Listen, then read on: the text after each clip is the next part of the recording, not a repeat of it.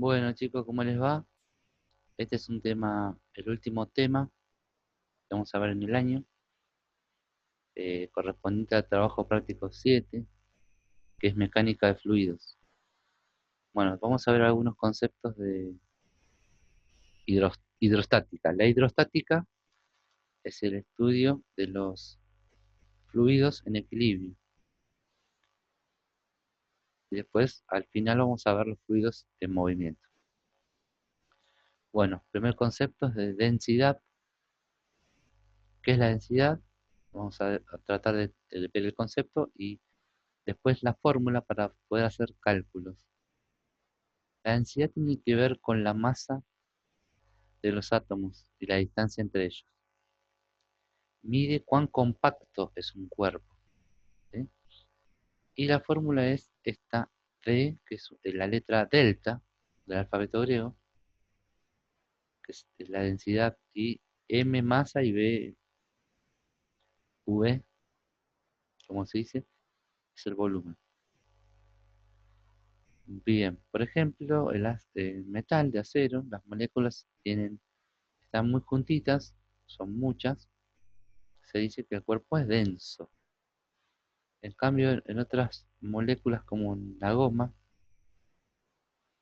las moléculas están más separadas y bueno, están menos compactas. O sea que hay una relación entre el volumen, el lugar que ocupan las moléculas, y la masa. Por ejemplo, cuanto mayor masa, mayor densidad. Cuanto menor masa, menor densidad. Pero también el volumen es importante. Si ocupa mucho lugar, se hace menos denso. Si ocupa menos lugar, se hace más denso. Ese sería el concepto. Vamos a ver algunos ejemplos para ver cómo se usa esta fórmula. Bueno, acá dice lo que es la densidad, ¿no? La relación entre masa y el volumen de un cuerpo. Cuerpo se refiere a sólido, líquido o gaseoso. Esto se adapta a cualquier tipo de estado de la materia. Bueno, acá tenemos un ejemplo de una porción de aire, un, un cubo de aire que tiene 1 metro por 1 metro de alto por 1 metro. O sea, el volumen es lado por altura, 1 por 1 por 1 da 1, 1 metro cúbico. Así que acá tendríamos 1 metro cúbico de aire. La masa que hay dentro de ese metro cúbico de aire es 1,2 kilogramos. Bueno, acá está la letra delta de vuelta, masa sobre volumen. Para calcular la densidad, solamente hay que reemplazar lo que es la masa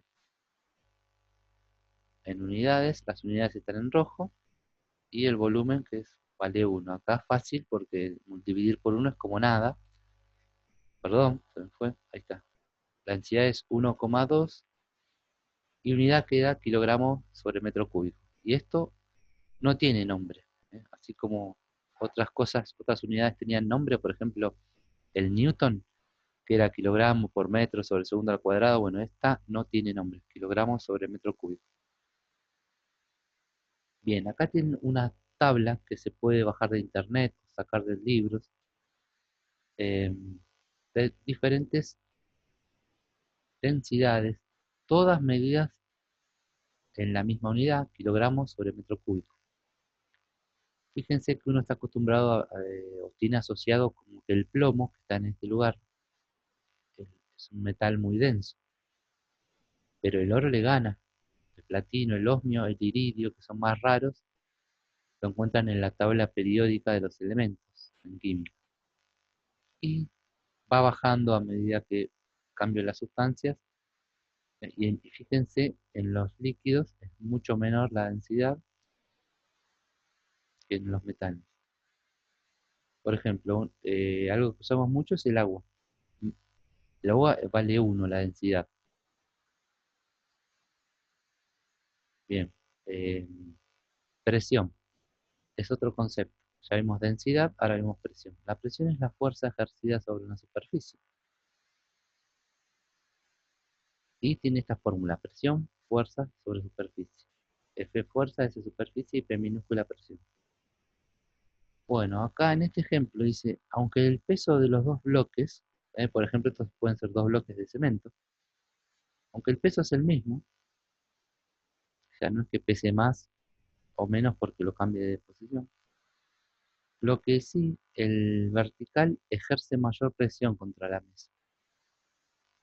O sea que el cuerpo, mm, por ejemplo, cuando uno se sube a una silla, vieron que a veces dice, cuidado no te subas a la silla que la vas a romper. Y uno dice, pero ¿y si estoy sentado, cómo no la rompo? ¿Por qué no la rompo? Porque si yo me apoyo en una silla con un solo pie, todo mi peso va a ejercer mucha presión. Porque cuanto mayor es la superficie, perdón, cuanto menor es la superficie, más grande es la presión. Otro ejemplo, si a uno lo pisan con zapatillas o lo pisan con un taco de aguja, la misma persona que te pisa, en los dos casos, en el caso del taco de aguja te provoca mayor daño porque al tener menor superficie, toda la fuerza va a parar ahí y ejerce más presión. Esa es la diferencia entre presión y fuerza, ¿no? La fuerza puede ser la misma, pero cambiando la superficie cambia la presión. Vamos a verlo en un ejemplo. Em, bien, en este ejemplo yo tengo, eh, vamos a medir la presión que ejerce el bloque cuando está apoyado sobre superficie más chiquita, que sería de 2 metros cuadrados, y el peso del bloque es 24 newton. Esa sería la fuerza, que sería el peso del cuerpo. La fórmula es esta, como vimos recién, pero apoyado en S1, o sea, 24 newton, y la superficie es de 2, apoyado acá. Le sumo la cuenta, 24 dividido 2, 12 newton sobre metro cuadrado. ¿Eso qué nos da? 12 pascal. Y acá hay una nueva definición. La unidad de presión, newton sobre metro cuadrado, si está en esas unidades, se le llama pascal. Pascal es el apellido de un científico francés, en honor a ese científico, a la unidad de presión se le llama pascal. Como la unidad de fuerza se le llamaba newton, en honor a Isaac Newton, bueno, acá a la presión se le denomina pascal a su unidad. No es la única, es la universal, pero hay otras unidades de presión que ustedes pueden averiguar, depende del país y todo eso. Bueno, acá, ¿qué pasa ahora? Ahora lo apoyamos sobre la superficie más grande, que son 6 metros cuadrados. La fuerza sigue siendo la misma, 24, pero acá cambia la superficie abajo. Entonces la presión va a ser mucho menor. Hoy nos dio 12, ahora nos da 4. Es lo que veníamos diciendo. Cuanto mayor es la superficie, menor es la presión. Y bueno, se mide en hectopascales.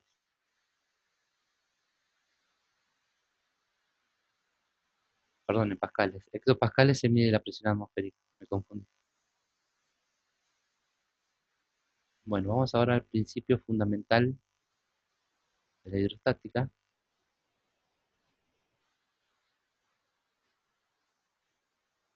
Habla la relación que tiene la presión con un fluido, ¿no? Dependiendo de la densidad y de la profundidad.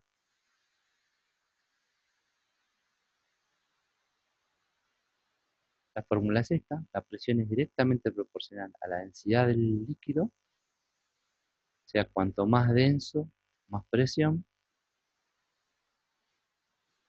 Eh, Depende de G, que ya lo conocíamos, la aceleración de la gravedad, y de la altura. O sea que cuanto más hondo me voy, mayor va a ser la presión. Por eso las represas hidroeléctricas, las represas que se construyen, tienen abajo la pared cada vez más gruesa, porque a medida que aumenta la profundidad, aumenta la presión.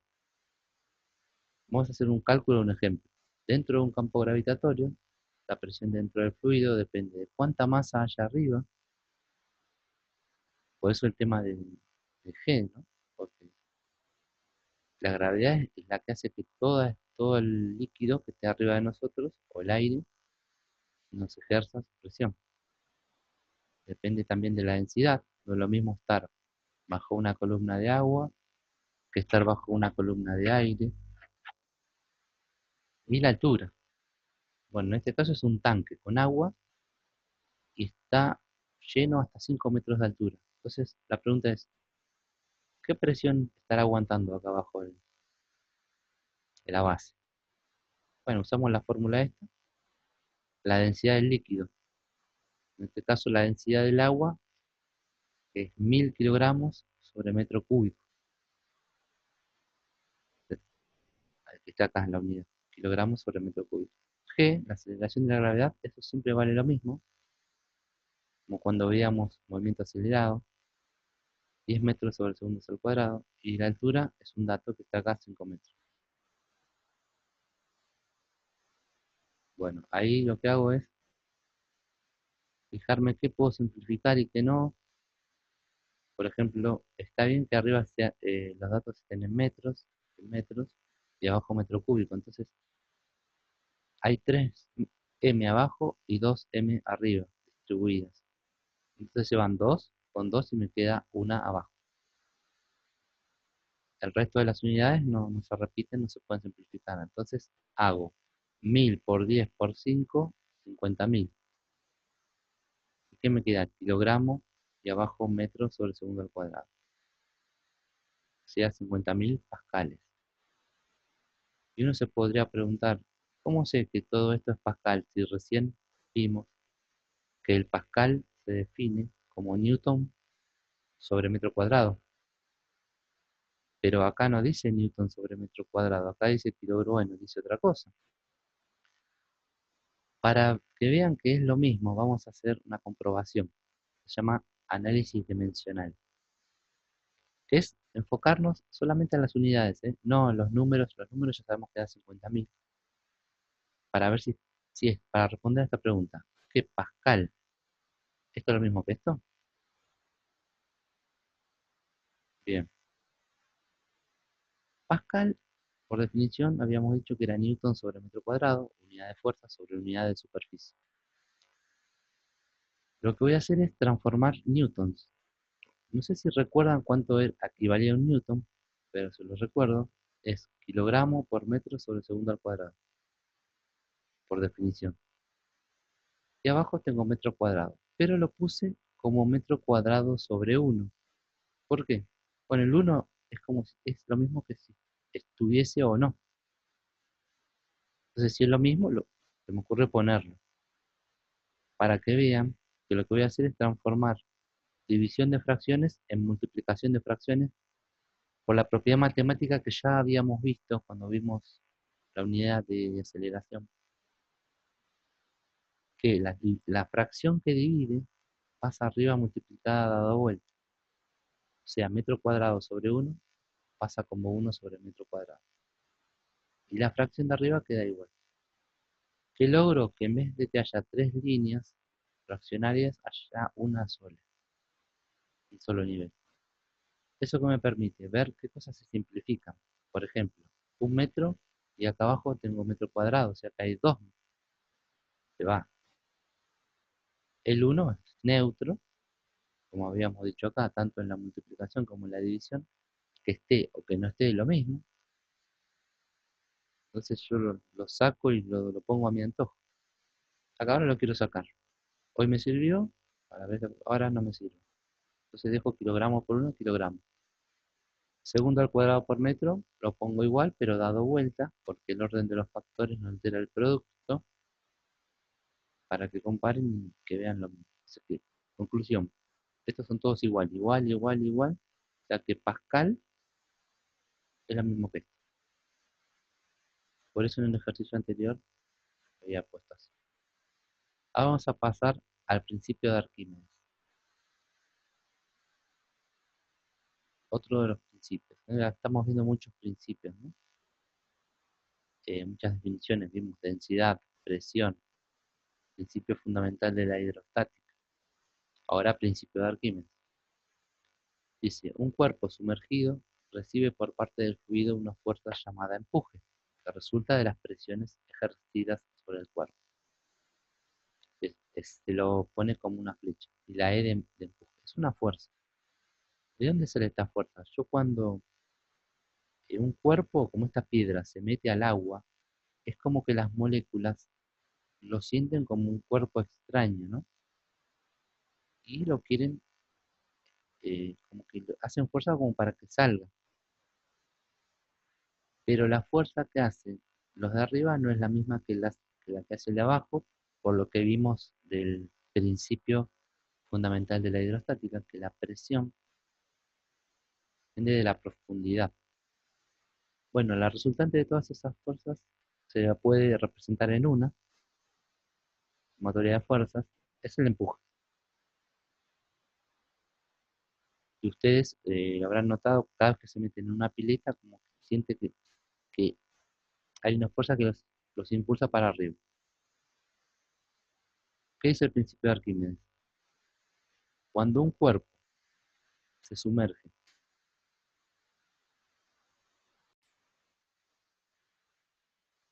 bueno, ¿qué dice el principio de Arquímedes? Cuando un cuerpo se sumerge, como esta piedra, se sumerge, supónganse que este recipiente está lleno de agua y yo meto la piedra. Obviamente va a rebalsar, pero puedo poner un recipiente para colectar toda el agua que desplaza.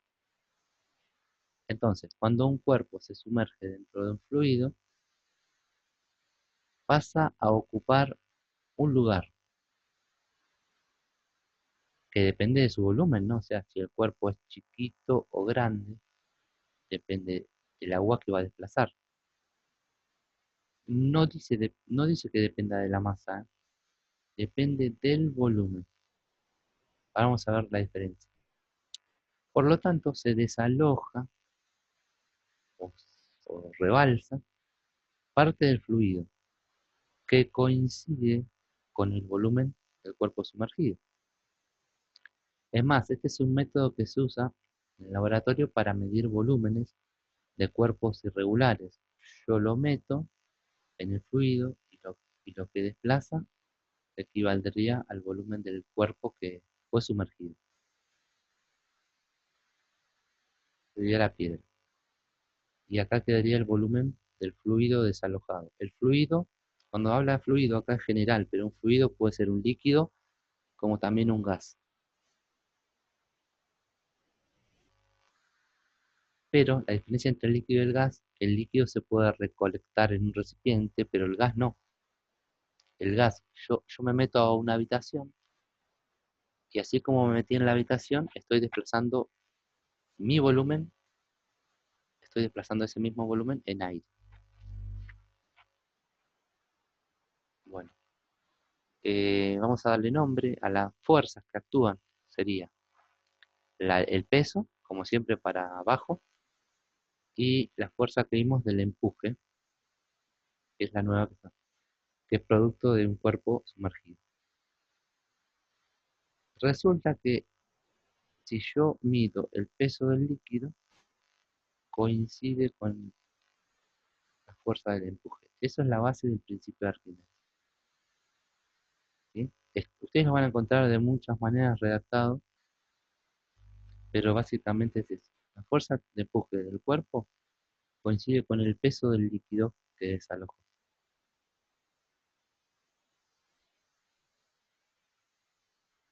Bueno, acá de otra manera, listo lo mismo.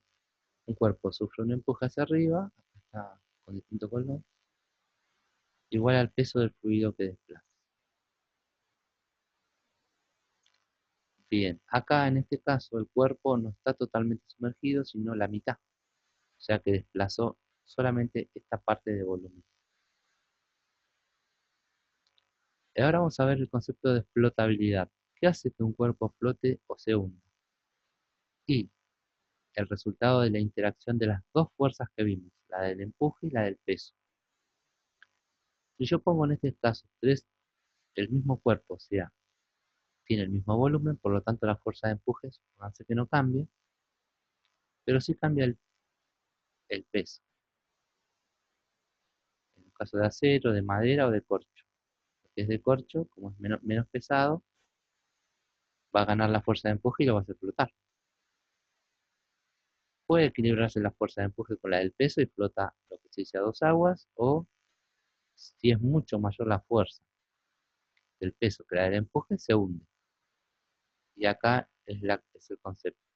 Un cuerpo sumergido experimenta una fuerza de empuje hacia arriba igual al peso del líquido que desplaza. Si un objeto es más denso que el fluido en el que se inmerge, se hunde. Si es menos denso que el fluido, se inmerge. Perdón, fíjate, leí mal. Si un objeto es menos denso que el fluido en el que se inmerge, flota. Si la densidad del objeto y del fluido son iguales, flota a dos aguas. Analicen bien esto, porque la densidad tiene que ver cómo se parece la densidad del cuerpo con la densidad del líquido que desaloja. Vamos ahora con el principio de Pascal, eh, que dice, un cambio de presión en cualquier parte de un fluido, por ejemplo, esto sería como si fuesen varios émbolos, taponcitos, y acá yo hago fuerza en este émbolo. Yo hago fuerza acá y esto ejerce una presión, y la presión se traslada a todos los puntos de la misma manera. Eso es lo que dice el principio de Pascal, siempre y cuando el líquido sea o el fluido sea ideal. Bueno, acá está de vuelta, dice un cambio de presión en cualquier parte del fluido, confinado y en reposo, se transmite íntegro a todos los puntos del fluido. O sea que si yo hago una presión acá, se transmite de este lado. Esto es una base, fue muy importante para el desarrollo tecnológico, para construir distintos tipos de máquinas que llamamos hidráulicas, desde robots simples hasta grúas, cricket para los autos, eh, las direcciones de los autos, las direcciones hidráulicas, etcétera. Básicamente lo que hace la tecnología es aplicando fuerza a distintas superficies, transmitir distintas fuerzas con la misma presión. Por ejemplo, yo acá ejerzo una fuerza A y la superficie vale tanto, A, y se transmite una fuerza B que tiene que ver con la superficie de B. Si las superficies son iguales como acá, la misma fuerza que hago acá va a ser la misma fuerza que sale de este lado, de la derecha. Pero la idea es cambiar la superficie y saber cómo cambiar la fuerza. La presión en A es igual a la presión en B. Bueno, la prensa hidráulica es una aplicación del principio de Pascal. La presión ejercida en el émbolo A se transmite al émbolo B, o sea que la presión en A es igual a la presión en B por el principio de Pascal. B es la presión, F es la fuerza, S es superficie, queda así. ¿Por qué? Por ser presión, fuerza sobre superficie, presión en A es fuerza en A sobre la superficie en A, presión en B es fuerza B sobre la superficie en B. Se le puso lo mismo pero expresado de distinta manera. Vamos a ver un ejemplo de aplicación de esta ecuación. En la prensa hidráulica dice hallar el valor de la fuerza B acá, ¿sí? Teniendo todos estos datos. O sea, sobre A yo ejerzo una fuerza de 100 newton. La superficie A es de 5, pero la superficie de B es de 10, se duplica. ¿Qué pasará con la fuerza? No va a ser igual. Si yo estoy cambiando la superficie, en algo va a cambiar la fuerza. El problema es ver, aumentará, disminuirá, o sea, será mayor o menor a 100 newton. ¿Y qué relación habrá? Bueno, vamos a ver. Bueno, aplicamos el principio de Pascal, presión en A es igual, la presión acá es igual a la presión en B. Presión es fuerza sobre superficie, en cada uno, en A y en B. O sea que quedan dos fracciones igualadas. Reemplazo los valores, fuerza en A y superficie en A. La fuerza en A es 100 newton, la superficie en A 5 metros cuadrados. Del otro lado, del igual, reemplazo los datos, fuerza en B y superficie en B. Fuerza en B, obviamente es una incógnita, así que la dejo así, pero la superficie B es un dato, 10 metros cuadrados. Obviamente, para calcular esta incógnita, que es lo que nos piden, la fuerza en B, despejo. ¿Cómo pasa? Pasa este 10 metros cuadrados multiplicando para el otro lado y queda arriba. Y ya despejé. O sea, en un paso despejo la incógnita. Y acá, bueno, ya me queda todo esto y la cuestión es resolver. Las unidades, metro cuadrado se va con metro cuadrado. Y 100 por 10 dividido 5 estaría dando 200. Lo pueden hacer con la calculadora o mentalmente. Y la unidad, newton. O sea que ya calculamos la fuerza en B, 200 newton. Fíjense qué casualidad. No es casualidad, en realidad. De 5 a 10, la superficie se duplicó de 100 a ¿cuánto? A 200, de lo que nos dio, también se duplicó. O sea que hay una relación de proporción. Si yo duplico la superficie, se duplica la fuerza. Si triplico la superficie, se triplica la fuerza. Conclusión, yo acá ejerciendo una fuerza, la puedo multiplicar las veces que yo quiera a otro émbolo. Y esa es la base de la prensa hidráulica. Por eso una grúa puede levantar, o una máquina, esas que ven, por ejemplo, las máquinas topadoras, pueden hacer tanta fuerza.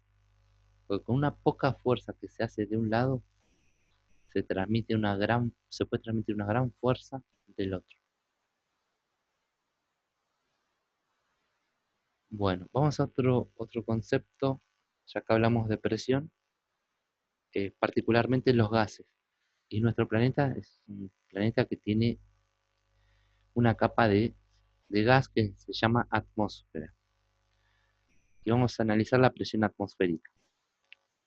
La, eh, es la presión que ejerce el aire sobre la superficie terrestre. Hay planetas que tienen mayores o menores atmósferas, como por ejemplo Júpiter, que tiene una gran atmósfera, o un caso extremo que no es un planeta, es la Luna, que directamente no tiene atmósfera.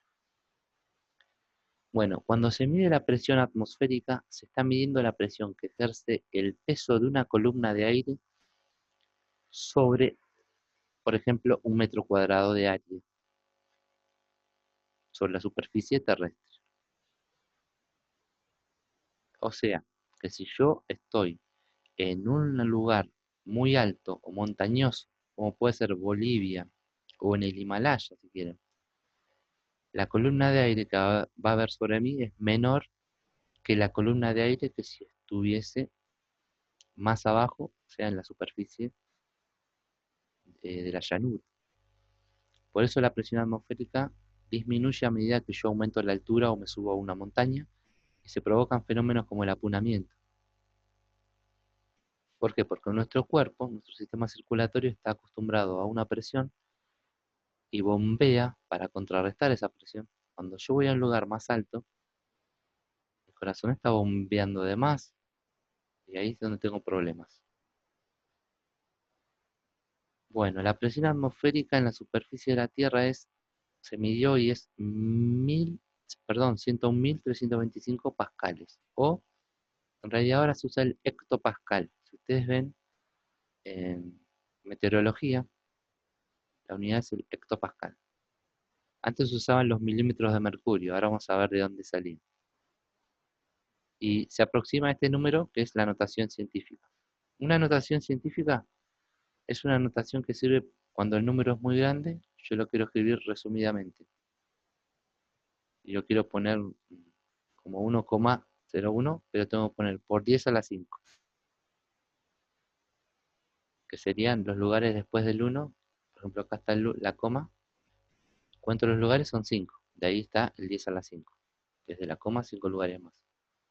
En química también se usa mucho la notación científica, pero al revés, para poner números muy chiquititos, como el número de Avogadro. No sé si ya lo vieron. Bien. Bueno, en la práctica vamos a hacer problemas sobre esto de presión atmosférica.